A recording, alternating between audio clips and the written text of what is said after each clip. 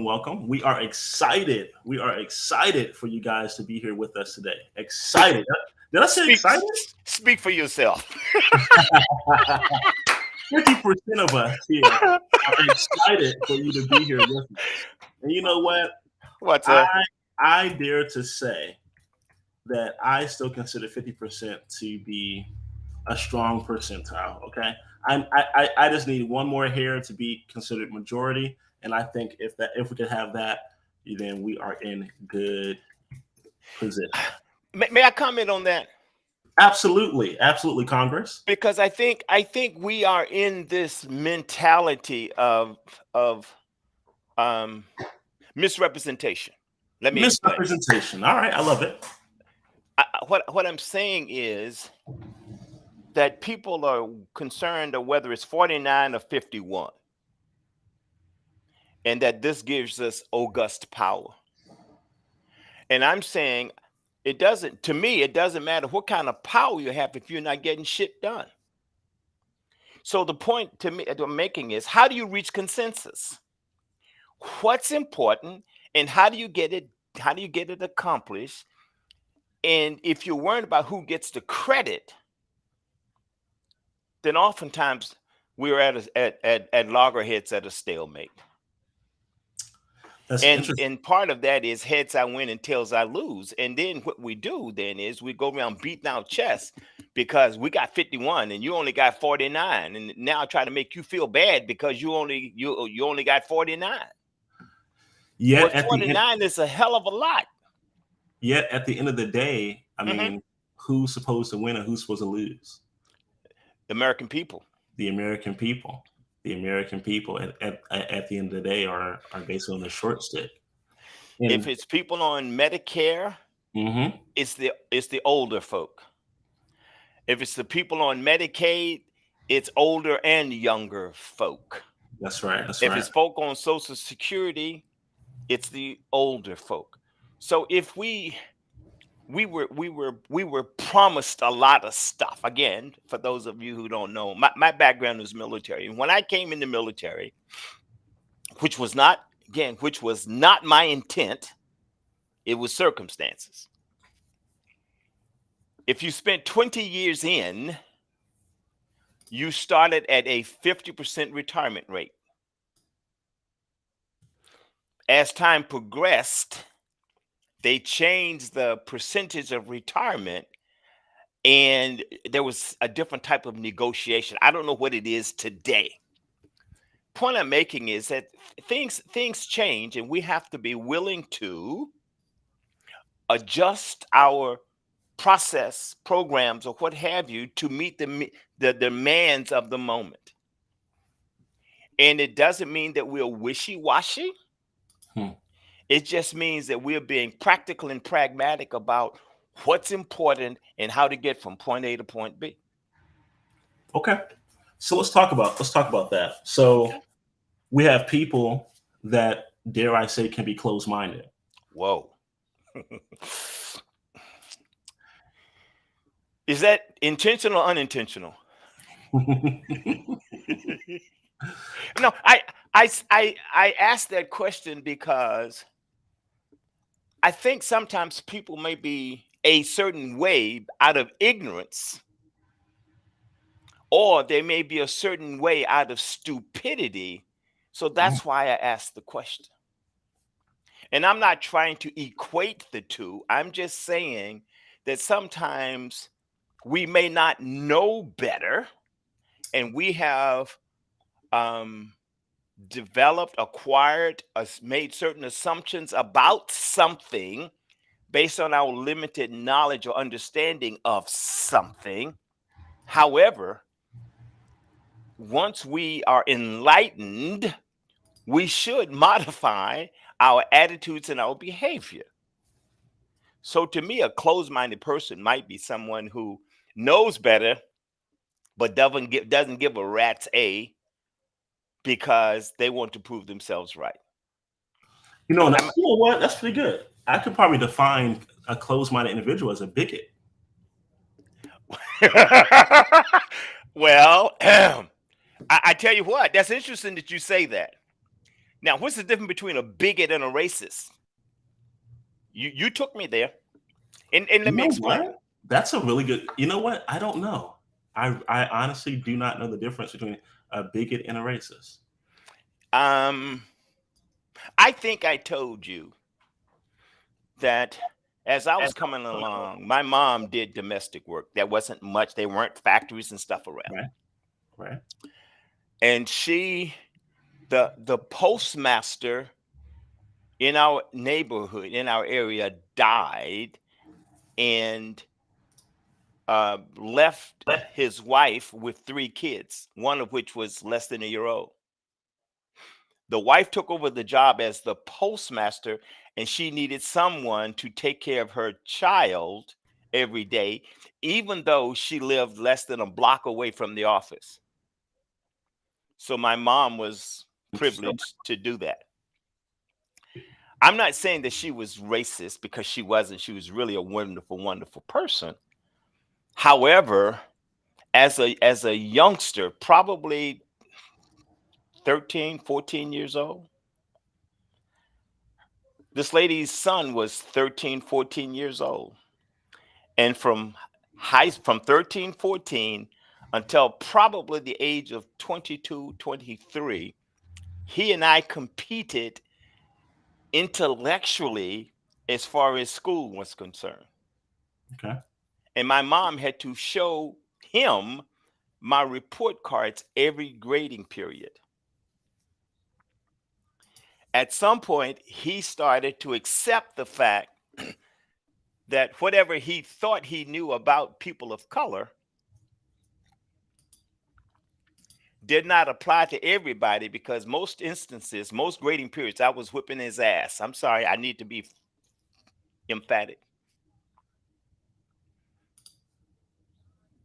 So, point I'm making is, whatever his views were prior to interacting with someone different, he may have had views that had to change because of experience. Okay. And I'm saying that there are those around that didn't change. However, because of my mom and dad, people knew my mom and dad, and they respected my mom and dad. But my mom and dad still had to go to the back of the bus. My mom and dad still had to drink from a different fountain. My mom and dad had to go to the balcony of the movie theater. My mom and dad had to go to the back door to get food out of the restaurant, or what have you, because that was the system.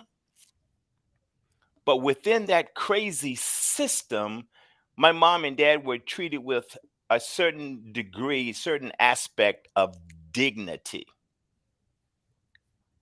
And I don't know whether this is making sense to anybody out there. So my question to you is this, because deep down inside, I believe that everyone has certain biases. But having a bias doesn't necessarily make you a bigot. But if you know better and you don't do better, then you remain a bigot. Now, unfortunately, Leland, I think that for most part, we think bigotry has something to do with black or white. No. No. No. No. Yeah, yeah, it doesn't. So that's why we have to be, to me, I'm careful about labeling something until I've scratched it, I've smelled it, I've seen it, I've heard it, and if necessary, I've tasted it. Because what I want to do is make certain that all of my senses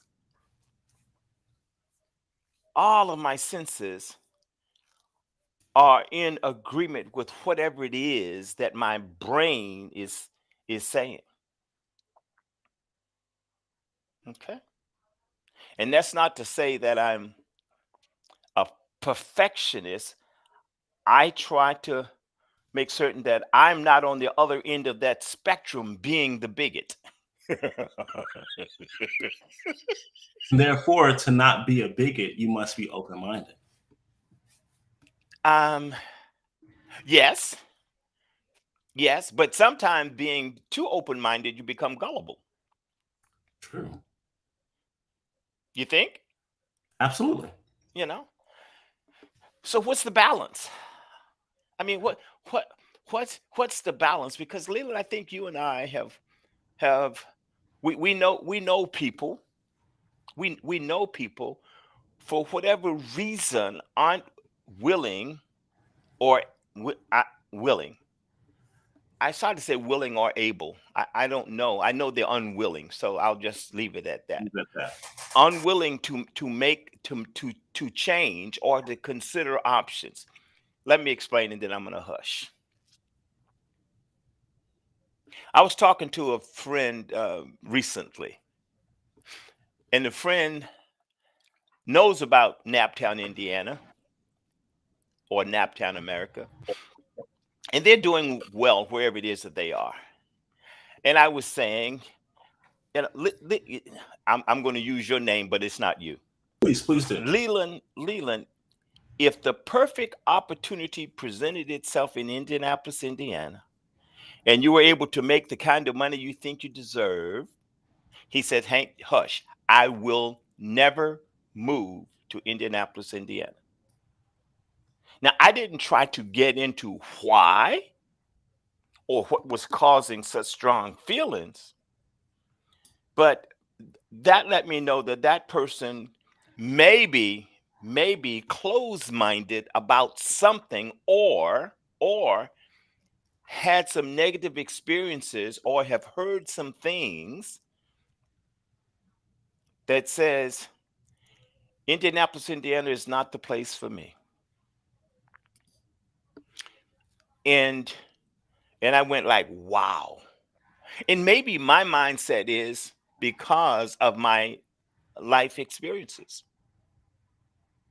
Grew up in the segregated South, went to college on a scholarship, went into the military and went around the world for 26 years, got out, went into various areas of corporate America and thrust into situations where I was leading and following and all that other stuff. So I think I have learned to be somewhat flexible in certain instances, but very rigid in others, only because going back to bigotry or racism, I learned that if it looks like a duck, it quacks like a duck, it walks like a duck, and it's the color of a duck, and it swims like a duck. I don't care what you tell me. My closed mind says that's a damn duck. Okay. So Leland, do you think closed mindedness is situational, instinctive, or what? So closed-mindedness, I believe, is a result of either past experiences or environment. Point blank. Period. Now, what's great is we all know as adults that if we want to obtain something new, we have to do something different, or Mm, do something, or do what we've been doing, but do it a better way. And the great thing about that is to go from a closed-minded individual to an open-minded individual. That starts with doing something internally to mm, change that entire trajectory. Now, here's what's cool about it. You can change, I can change from being a closed-minded individual by me choosing to look outside of my environment, and by me mhm, choosing to look outside of my own experiences. And if I'm willing to hear, listen, and possibly experience the life or the experiences of other people, then now I can properly weigh the good and the bad. And I can make a educated, sound decision mhm. for myself based on me being open-minded enough to at least gather the information. Wow. Wow. That brings to mind, Leland, we were talking on the front end and you were having a conversation with someone recently Yeah. who wanted to do something. Yep. So let me. I'm gonna give some I guess some background. I was on Instagram earlier this week. Earlier this week. Yeah, earlier this week. I was on Instagram earlier this week, and a gentleman says to me, hey, I want to get started with real estate. I said, great. Here are the ways that we can help you with getting started. Hmm. And he says, well, I honestly just want to I want to own buildings and passive income, et cetera, et cetera. I said, great, you should do that. He said, yeah, but I don't have the money to do such. And I said, okay. And I said, well, have you ever heard of creative financing? He says, no. I said, okay. So I briefly explained to him what creative financing is. And just for anyone who doesn't know what that is, what creative financing is the ability to purchase a investment property for as little amount as money as a person can. Okay, period. That's it. That's what creative financing is. And so I explained, gave a few examples of how that works, and then he said, "Well, that may work for you, and that may work for others who have worked under you, but I don't believe that will work for me." And I said, Mm, "Well, mm, mm, if you don't believe that it will work for you, then you're absolutely right. It won't work for you."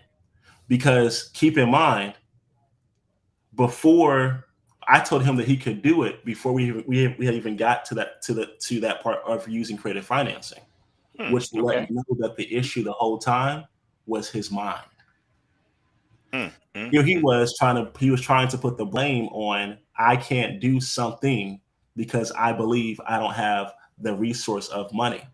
And in actuality, the whole time, the resource of money was never what he needed to take mm, action. mm, mm. He It- needed to make sure that he didn't have that stinking thinking of a poverty mindset. And what was so funny was someone else in a different inbox said to me, I said, "Hey, how are things going with the real estate goals?" And the lady says to me, "Not good." I said, "Okay, well, what things do you think you need?" And she says, "Money." And I said, "Well, that's funny because I've always thought that money first begins in your mind." mm, mm, mm, mm. That's deep. Needless to say, she didn't respond. Leland, I'm sitting here, my mind be racing sometimes, and people go like, "Man, this guy's neurotic." Hell, yeah, I might be, but it's the idea that if I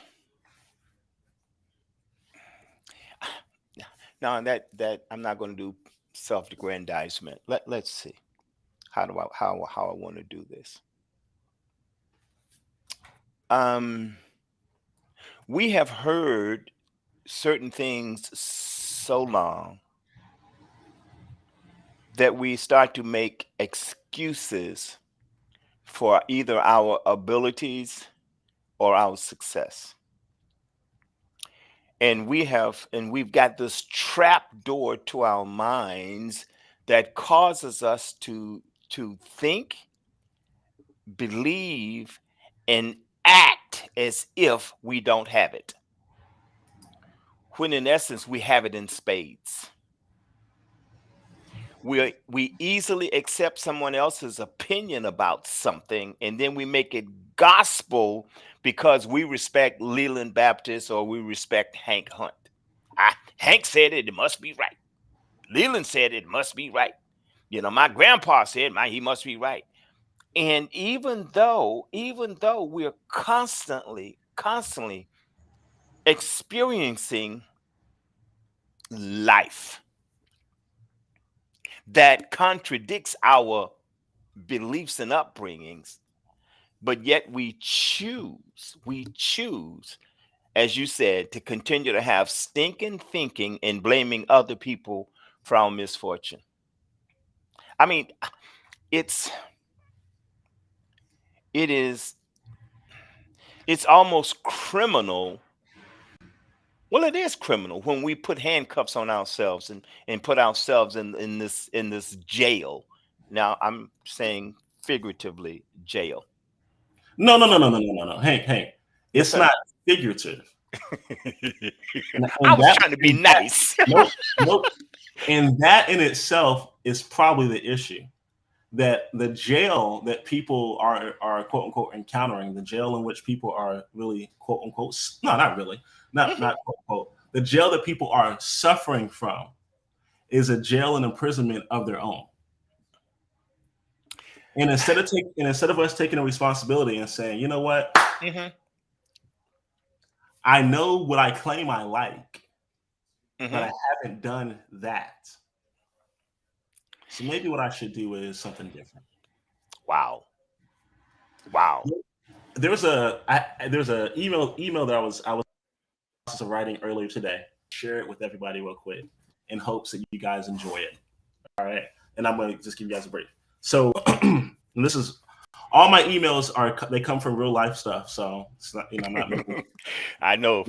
So the other day, okay, um, I was in the kitchen and I just heard like this yelling. Now, just so you guys know, I have little kids, and so yelling is not like out of the norm. But the level of pit, the pitch and Yeah. the ferocity of my daughter yelling, I was like, what in the world is going on now, right? So I turned around and I saw like a blur, and what was happening was I turned fully around. She was running in a circle, like running in a circle. And I was like, "What are you doing?" She said, "Daddy, will you please save me?" And I said, and so at first I'm thinking it's a game, right? That's what I'm thinking. I'm like, "Oh, a little kids playing." So okay, I said, "Okay, well, sweetie, what's wrong?" So she says, um, "You know, there is this black thing that keeps chasing me," and so a few seconds, my mind goes by, and I just start laughing hysterically. As I'm laughing, she's looking at me, and she's still running. Okay, looking at me as she's running, and I said, "Sweetie, just stop running. Just stop." And she stopped, but she was confused, and she walks towards. She says, You said stop running?" I said, "Yeah, stop running." I said, "Because what you think is chasing you is nothing but your shadow." I'm sorry. Now, here's what I want you guys to understand who are listening to it. A lot of us are quote unquote running for our lives. Mm, mm, mm, We're so distracted.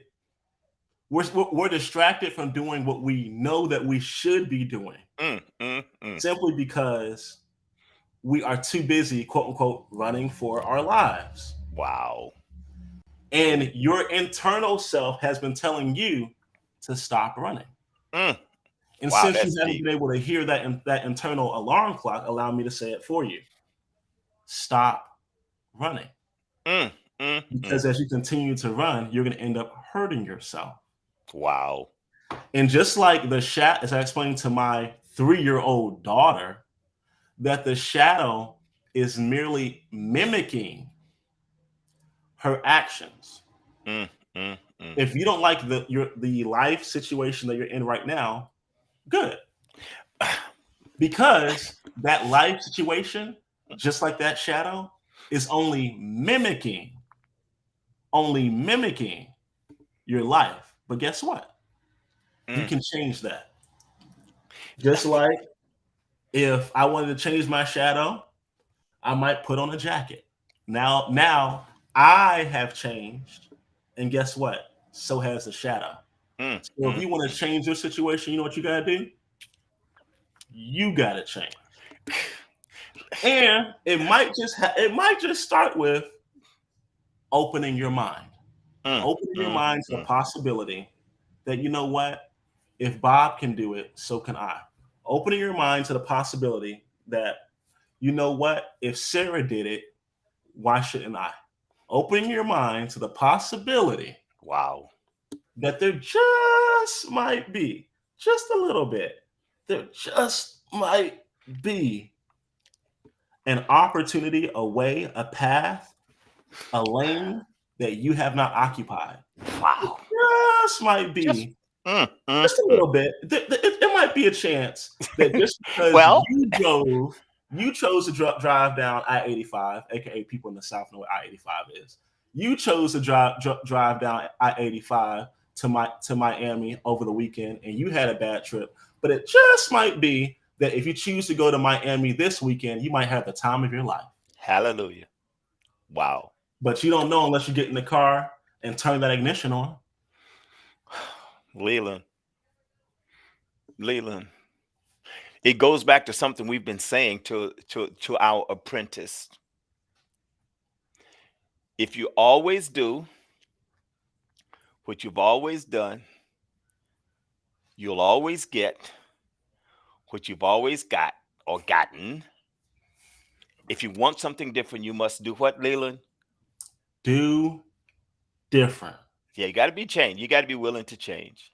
And I think somewhere along the line, when people who are dealing with desperation and mental gymnastics, I think somewhere in the Bible it says, "Without hope, the people perish." And I'm not going to get into the difference, between hope and faith and all those. That's not important. What's important, I believe, Leland, is that you've got to want something different and you have to be willing to sacrifice. Ooh, not the sacrifice. Got to be willing to sacrifice. Hank, I thought that I could, have an orchard of trees without the need of planting one seed. You mean I have to actually, like dig into the ground? Well, you either have to do that or pay somebody else to do it. Oh no! Oh! Not money. Oh God! Money. This is literally how people sound. Like seriously, like guys. All jokes aside, and if you're taking offense to this, good, because this is probably meant for you. It's touching a nerve. It's touching a nerve for a reason. I speak to people. Like, let's think about this. Someone will say, "I want to be a millionaire." Great. Yeah, because when we're in the blah blah. Great. Now, what seed do you want to use to produce a millionaire's harvest? Whoa, hold on. What seed? Yeah. Like, so you want an orchard of apples, right? Yeah. And you want an orchard of apples for you and your family, right? Yeah, absolutely. Okay, so what apple seed are you willing to plant to get lots of them out there? The orchard of apples? Whoa, hold on. I got a plant. Well, how else do you expect for the apples tree to come out of the ground to have enough of a root to spread its branches to produce fruit that you can pick from the tree? But there's Leland, I'm sorry, there needs to be a little bit more specificity though. You have to implant it. You want apple, you got to decide what kind of apple, or what color apple. Because if you just go get a seed and throw it in the ground expecting to get a red apple, it could be a yellow apple or green apple. Now you pissed at somebody because you didn't do your homework. I'm sorry. Nope, you're right. And what's so funny? So I'm hearing this from people, and Hank, honestly, if you it's like, I guess it's like talking to a 3-year-old. If you're too direct, the 3-year-old might cry. You leave my niece alone. You leave my niece alone. And all you're trying to say is, listen, if you keep running in the circle, you might hit the refrigerator. Fall and hit the side of the table, and now you got a hospital trip. And now the black figure ain't the only thing that's gonna be chasing you. Okay. Oh man. So instead, okay. Mm, What is it going mm, to be? And I thought about this the other day, and everyone has this. Everyone, I'm gonna say this because first off, with us living in the United States, we are really blessed, and we don't really think that we are. There's a lot of things we take for granted. So I'm gonna say this: every working adult has at least these three things, and we can choose how we want to grow these three things. What's great is for any person to have the passive income that they want, they only have to grow one of the three. They only have to use one of the three. They only have to plant one of the three. Now, the exponentials and which one is faster, all the other stuff, that all depends on the ground, that depends on the person, etc. mhm, But here are the mhm, three things, we're almost be done. One is money, like legit, it is money. mhm. Like a person could use money, they can invest money to make more money. Okay, we all get that, hopefully. But somehow or another, when it's time for people to actually use their money, they're tone deaf. But the second one is time.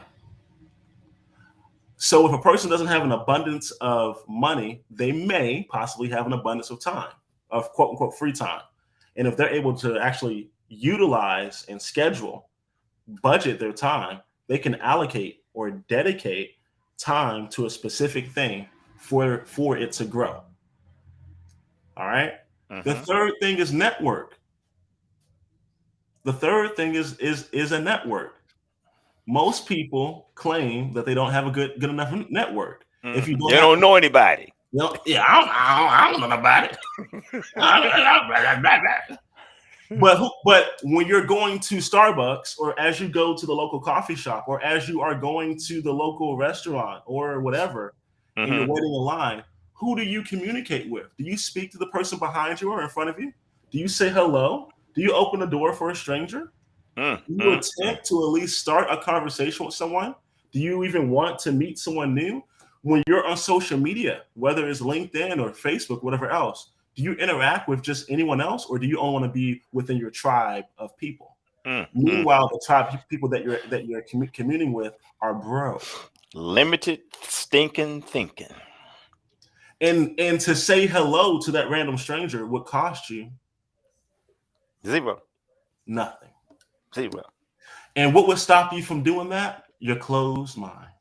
Mm. Leland, I appreciate you, my brother. I I have appreciate had you. a, I have had a ball. And you know what? What, sir? We weren't able to do this because, man, I don't know if it was COVID or what. I don't know what that was. But I tell you guys this: we all have three resources. Why don't you decide which one you want to use? Mm. But before you do that, Hank, what should they do about their mind? You that have an open mind. And and the thing is this, we are all presented with opportunities abound constantly. And we are either too close-minded, too afraid, too insecure, too overconfident. There are a lot of reasons why. But if you're not willing to take a chance on you and your abilities, then don't waste my freaking time. That's right. That's right. Don't blame someone else when you know. Yeah. Hank, have you ever? And I know we're going over now, but I really want to know this because this is something that Be really careful what you wish for. Be careful. You know Hank, I'm gonna tell it. on Netflix. They have this docu series on Bernie Madoff. Mm, Okay, mhm. and they I talk haven't about I haven't how, watched it, but go ahead. they talk about how Bernie Madoff had his Ponzi scheme had basically got to the rate or the amount of, I Billions. want to say 400. I don't know why 400 billion is sticking out in my It was head, but massive. yeah, massive, right? Mm-hmm. And so, in documentary series, what they do is they interview the victims, right? Mm-hmm.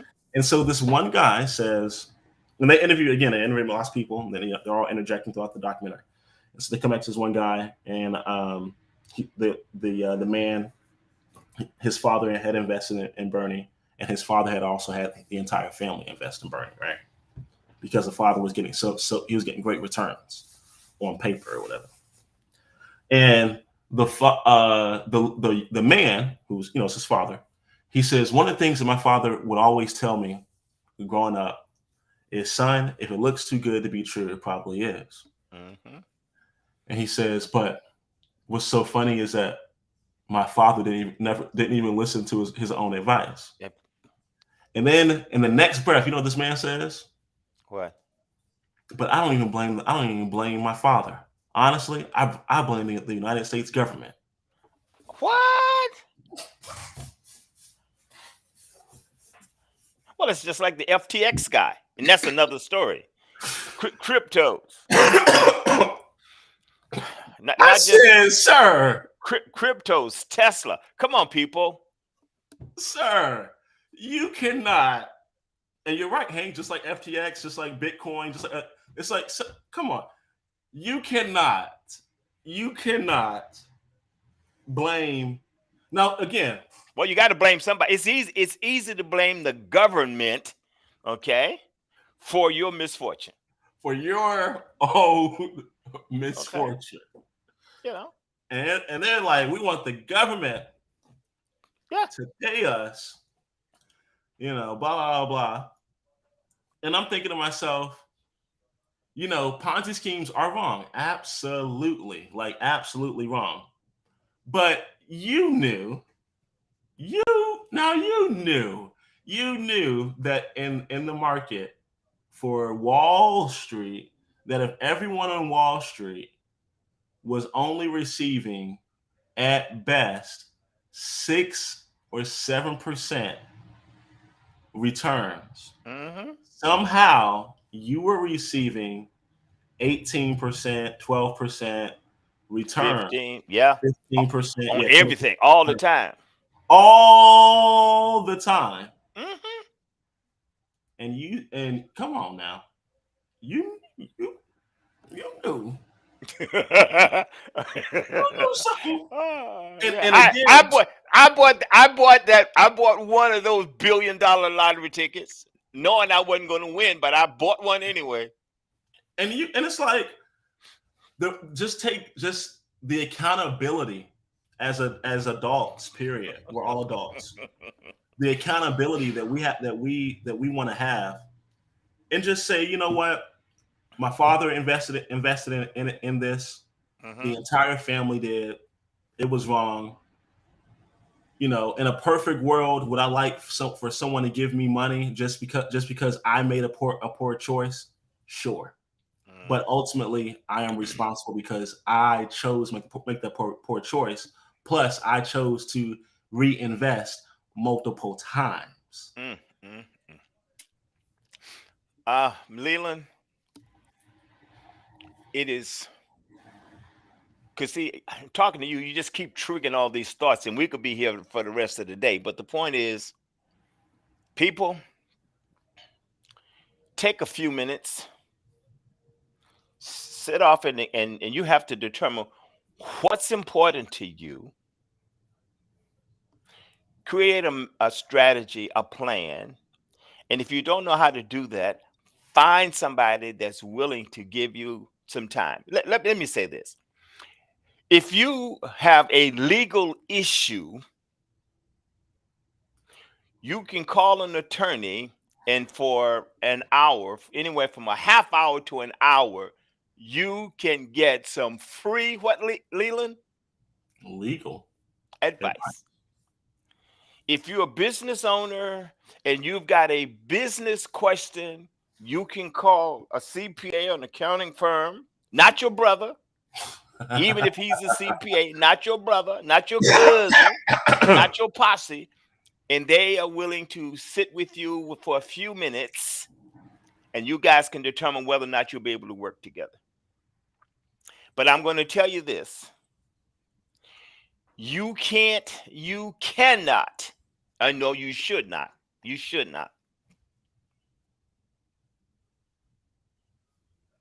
be trying to move ahead, constantly looking back. I say again, you should not be trying to move ahead, continuing to look behind you. Because you should know where you've been. You should focus on where you're headed. Okay? And along the way, pick up the proper hitchhiker. That's good. That's good. Pick up the proper hitchhiker. Yeah. You know, Leland, you talked about time. I'm just sitting here. I'm sorry, I'm going to talk forever. You were sitting here and you were talking about making time for stuff. And here's the crazy thing: we all get 24 hours a day. And I think I read someplace that it might end up being like 24,000 hours that we all have. I think that's up, take us to like age 76, life expectancy in America. I don't quote my numbers. The point is, we all get 24 hours. And my wife, some years ago, my wife and I were getting ready to embark upon something, and she was a busy doc, and I was a busy corporate exec. And I looked and I'm going, shit, I don't have time. Hmm. And my wife said to me, she said, honey, for us to do that, we have to find time. But baby, I'm busy already. You know, I leave here at 6:30 in the morning. I don't get home until 7:30 in the evening. And I'm doing this, and I'm bowling on Saturday mornings, and I'm playing racquetball on Saturday afternoons. And I like watching sports spectacular on Saturday. I'm, all this stuff. And she started laughing. Why was she laughing, Leland? Because you were telling her the leisures that you were doing with your time. We throughout the TV, and I've said before, stopped all subscriptions and focused on the goal of being free.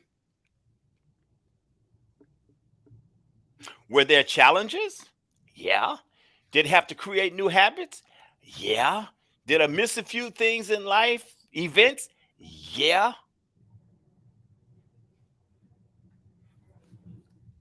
My question is, what price are you willing to pay for the things that are really important to you in life? Because there is a price.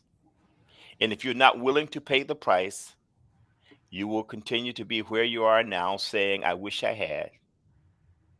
I wish, I wish, I wish, I wish.